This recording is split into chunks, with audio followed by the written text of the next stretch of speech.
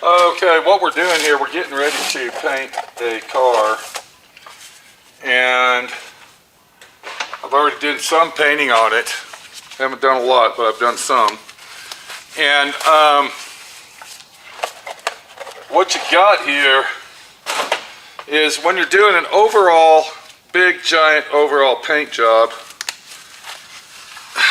you always want to make sure that you purchase enough paint. That's very important. So when I do an overall inside and out paint job, I always buy 2 gallons. Now let me tell you why. It's probably only going to take about 1.5 gallons to paint the car inside and out. But if I bought 1 gallon and 2 quarts, in reality, it's actually going to cost me more money. Because the way the paint industry works, the more you buy, the cheaper it is. So by buying 2 gallons, I'm actually getting 1.5 quarts basically for free, which will give the owner paint to have for later in case he wrecks his vehicle, or he has to paint something else, or he has to do something to compensate for whatever the situation might arise that he needs extra paint. So what I do is I buy 2 gallons of paint when I do an overall paint job. Now, of course, if the car's like a 1959 Cadillac and I got to paint that inside out, I'm going to go ahead and get 3 gallons. I'm not going to get 2. But on your average restoration job, 2 gallons is more than enough paint that you'll ever need. Welcome to D.I.Y. Automotive School with my friend Pete and Minnie, the body shop girl. It's everything you need to know about cars and more.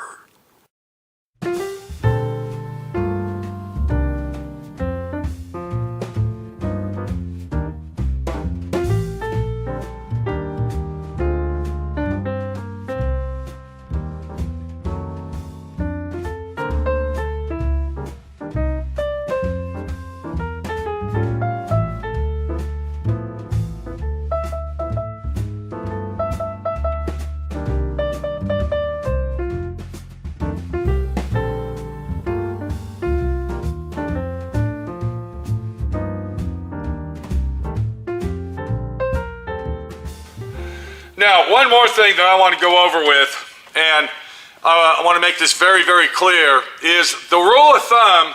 I would say 15 years ago, the rule of thumb is a 50-50 mix. That means you would take 50%, and here's a cup right here, 50% would be basically 1-to-1. That means you would use half the paint and then half the reducer.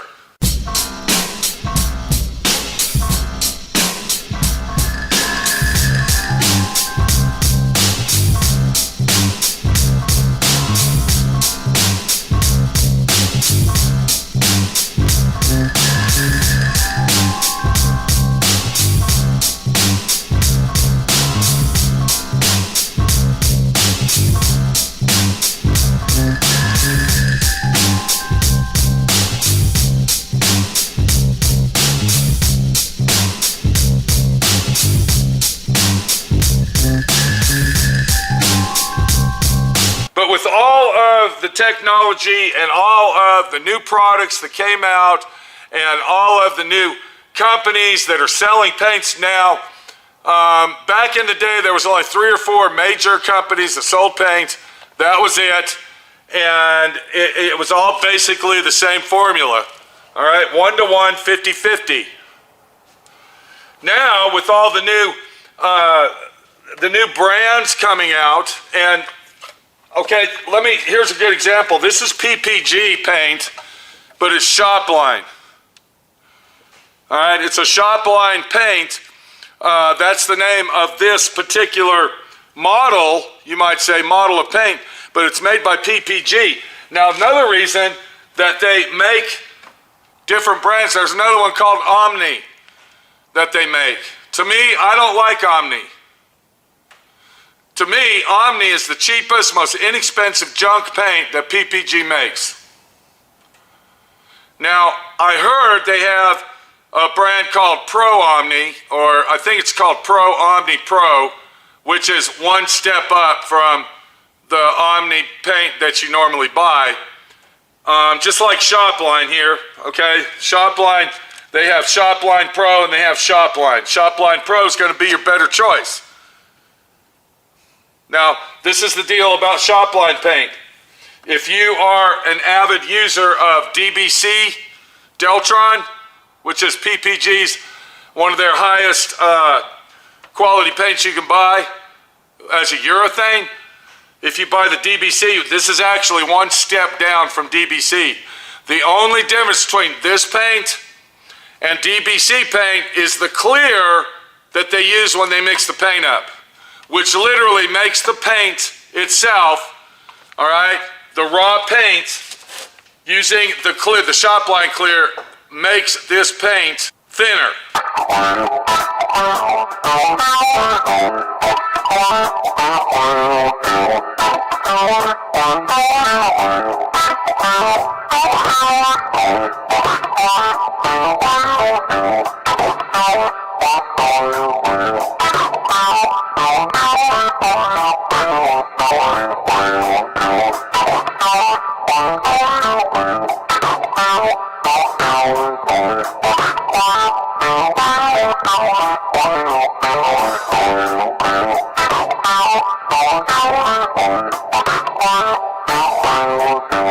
Well, we're talking about buying paint to paint your car.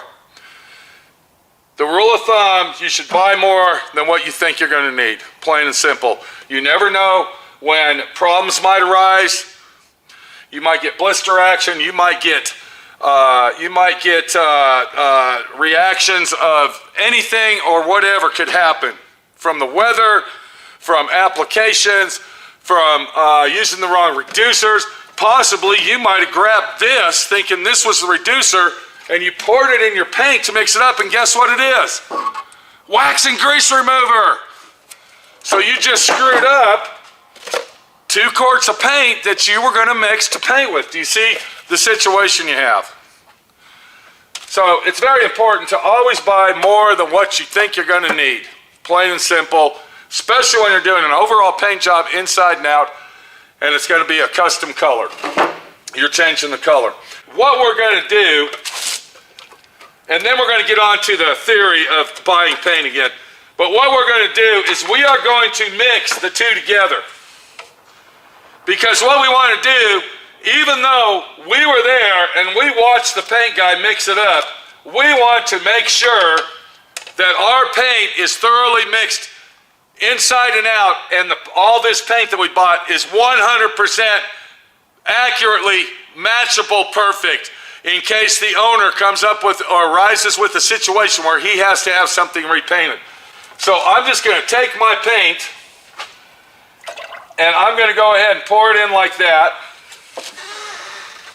and then I'm going to go ahead and stir that paint just like this. And then I'm going to go back and forth probably 4 or 5 times. I'm just going to go back and forth just like that. And look how that runs off the stick. I want to show you, this is black paint. Look how quick that runs off the stick. So as I'm mixing this up, I want to go ahead and explain to you that when I mix this paint up, I'm not going to mix it 50-50, 1-to-1. Normally, that's what you would do. Like if this was white, I would actually use more reducer with my paint. But on using an off-brand paint instead of the high-quality name brand paint, you're not going to use as much reducer. Because the paint, like I said, the clears and the binders that they already have in that paint are already thinned out. And that's why you're getting a better deal on the price.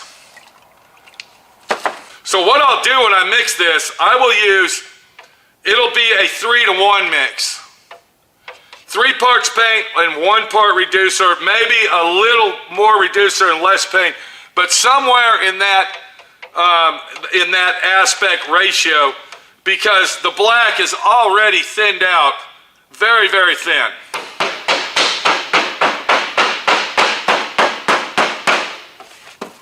I'm gonna go ahead and put that on there like that. And then we'll also do the same on this. Just like that. And now my paint is matched 100%.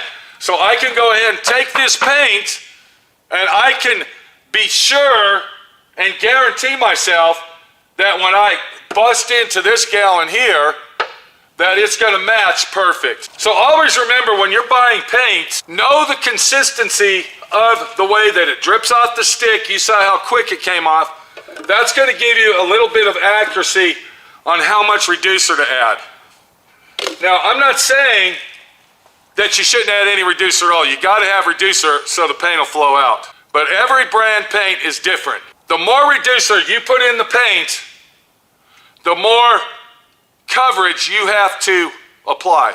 This is Pete, my friend Pete, your friend Pete, showing you and telling you tips on paint and how you should buy it, how you should mix it, and how you should use it to your benefit to make sure that it lasts a very long time. Thanks for watching this, and make sure that you subscribe to this channel and make sure that you hit that little bell in the corner, wherever it's at. Over here, I believe. And if it's over there, yeah, hit that bell and you'll be notified for new videos. We'll see you later. Take it easy. I got to get this car painted and get down the road.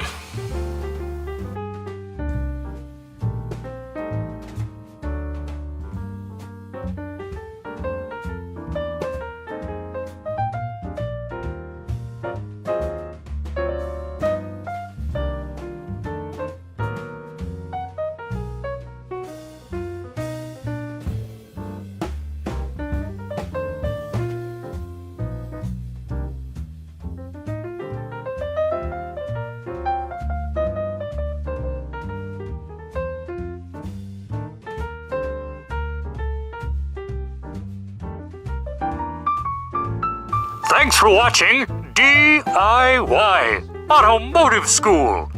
Classes don't stop till you know everything.